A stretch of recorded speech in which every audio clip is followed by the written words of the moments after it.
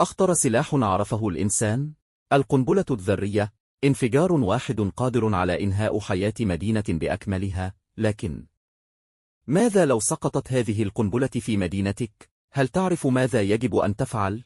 وهل يمكن لأي شخص النجاة من مثل هذا الجحيم؟ ما هي القنبلة الذرية؟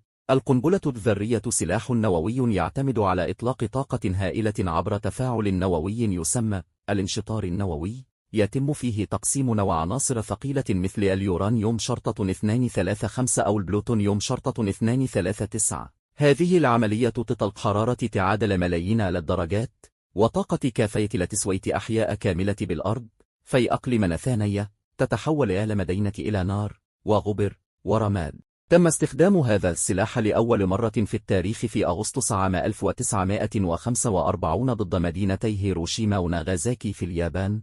في هيروشيما توفي أكثر من 70,000 شخص في اللحظة الأولى، ثم تلتهم النيران كل ما تبقى. لكن الكارثة الحقيقية لم تتوقف عند هذا الحد.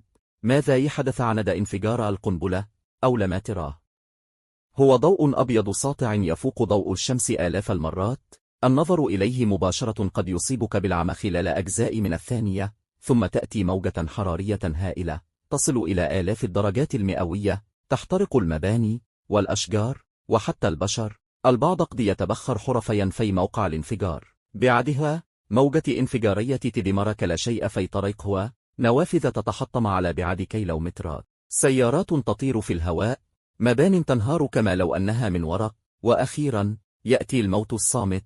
الإشعاع النووي لا يشم، لكنه يدخل الجسم ويبدأ بتدميره ببطء، يسبب سرطانات، تشوهات، تساقط الشعر، ضعف المناعة، وقد أثر على الأجيال القادمة. كيف تحمي نفسك رغم بشاعة لا أمر؟ هناك خطوات قد تنقذ حياتك. 1. لا تنظر إلى الضوء فور رؤيتك لوميض ساطع، أغمض عينيك واستدر، الضوء قد يكون قاتلا لعينيك. 2. استلقي على الأرض، غطي رأسك وابق منخفضا، موجة الانفجار قد تصل خلال ثوان. 3. ابتعد عن النوافذ، الزجاج المتطاير قد يسبب إصابات خطيرة.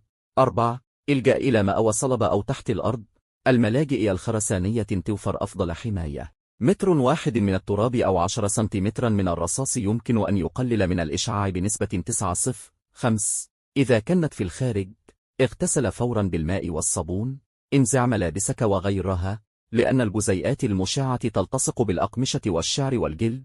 6. لا تخرج من المنزل لمدة 48 إلى 72 ساعة، الإشعاعات تكون في أعلى مستوياتها خلال الأيام الأولى.